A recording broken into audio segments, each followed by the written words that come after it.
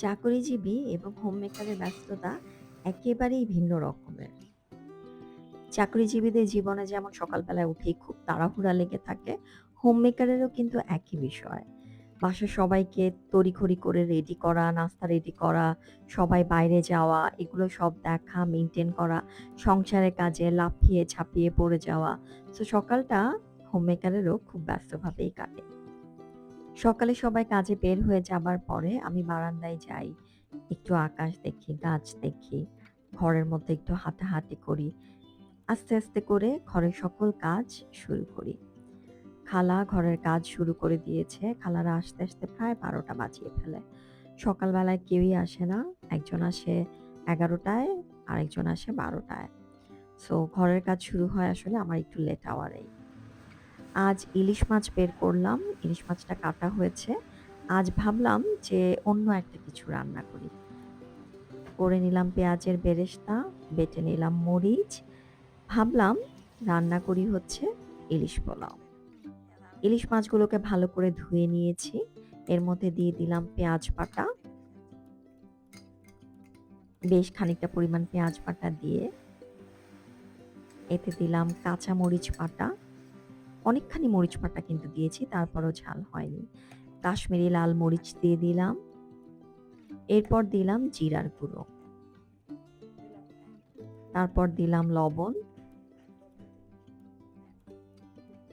দিয়ে দিলাম টক দই।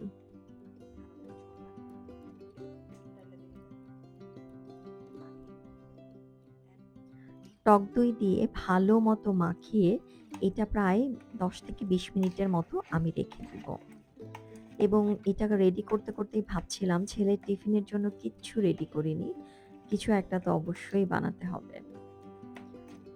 মাছটাকে মসলার সাথে ভালোভাবে মেখে এর মধ্যে দিয়ে দিলাম ২ টেবিল চামচ পরিমাণ ঘি। ঘি দিলে একটা সুন্দর সুঘ্রাণ বের হবে। এরপর ঘি দিয়ে আবার ভালোমতো সবকিছুকে মাখিয়ে একটা সাইডে সরিয়ে রাখবো রান্নাঘরের, এটা রেডি হবার জন্য। এদিকে আমার কিচেনের অবস্থাটা দেখাই। কোথাও কোনো জায়গা নেই। আমার কিচেন এত ছোট, রান্না করতে গেলে সব ছড়িয়ে ছিটিয়ে থাকে। এর মধ্যেই কেকের ব্যাটারটা তৈরি করছি, কেক বানাবো বলে।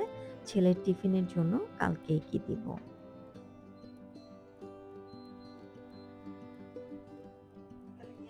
ব্যাটারটা রেডি হয়ে গেছে।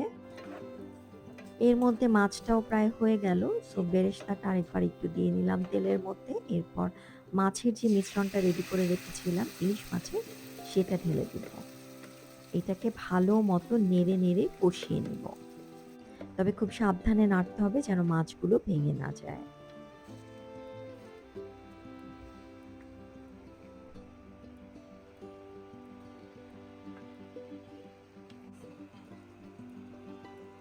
কাঁচামরিচ দিয়ে দিলাম মাঝখান দিয়ে ফেড়ে।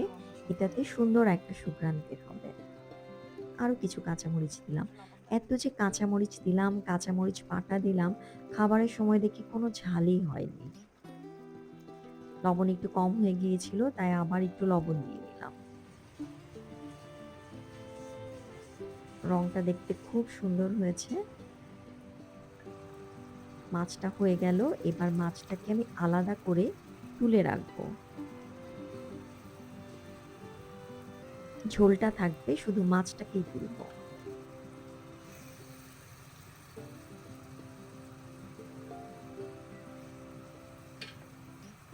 খুব সাবধানে তুলতে হবে যেন মাছটা ভেঙে না যায়। এরপর এই ঝোলের মধ্যেই পোলাওয়ের চাল যেটা ধুয়ে রেখেছিলাম পানি ঝরিয়ে, সেটা দিয়ে দিলাম। দিয়ে এটাকে ভালো মতো নেড়ে, নেড়ে ভাজবো।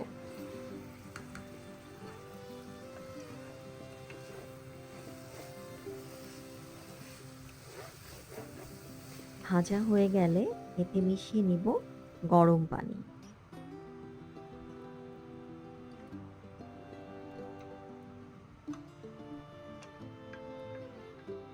ঢাকনা দিয়ে চালটা ফুটতে দিব বেশ খানিকটা সময়ের জন্য। চালটা হয়ে গেল। এরপর ইলিশ মাছগুলো পোলাওয়ের সাথে একটু মিশিয়ে নিচ্ছি।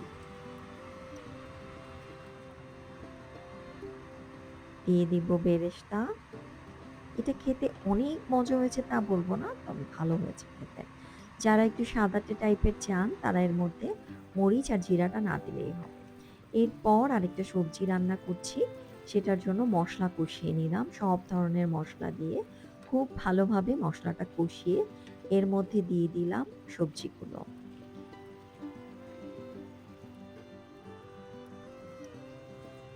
এর মধ্যে দিয়ে দিয়েছি আবার টমেটোর পিউরি। সেটা দিয়ে খুব ভালোমতো সবজিটা নেড়ে কষিয়ে রান্না করব। হয়ে গেছে আমার ইলিশ পোলাও। এই যে ইলিশ পোলাওটা দেখতে এমন হয়েছে।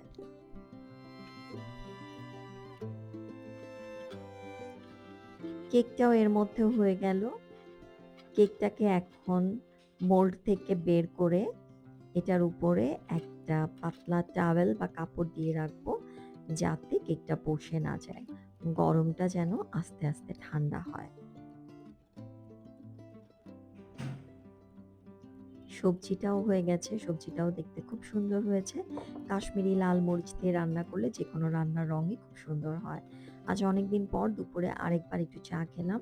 সকালে রং চা খেয়েছিলাম তাই মনটা ভরেনি। তাই আবার দুপুরে অল্প চা খেয়ে নিলাম। গোসল-টোসল করে চলে গেলাম ছেলেকে আনতে। একটু দৌড়াদৌড়ির মধ্যে আজকের ব্লগটা। খুব সাদামাটা ভাবেই চলেছে স্কুলে ছেলেকে পিক করার জন্য।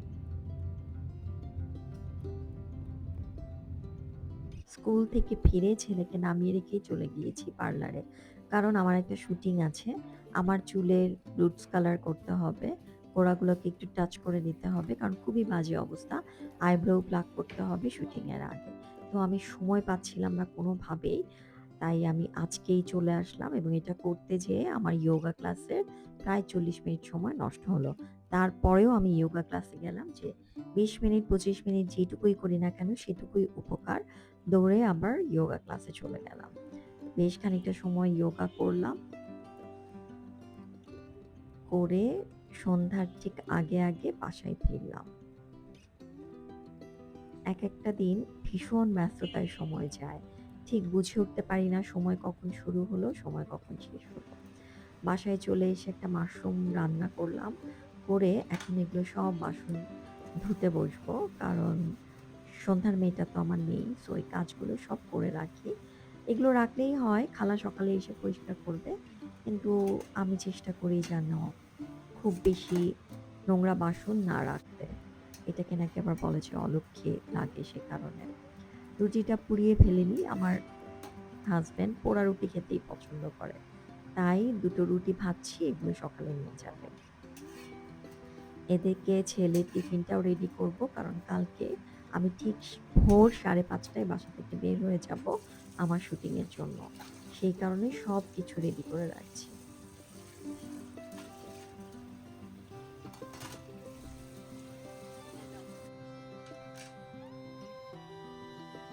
ছেলের টিফিন বক্স রেডি করছি ধুয়ে-টুয়ে এগুলোর সবকিছুর মধ্যে।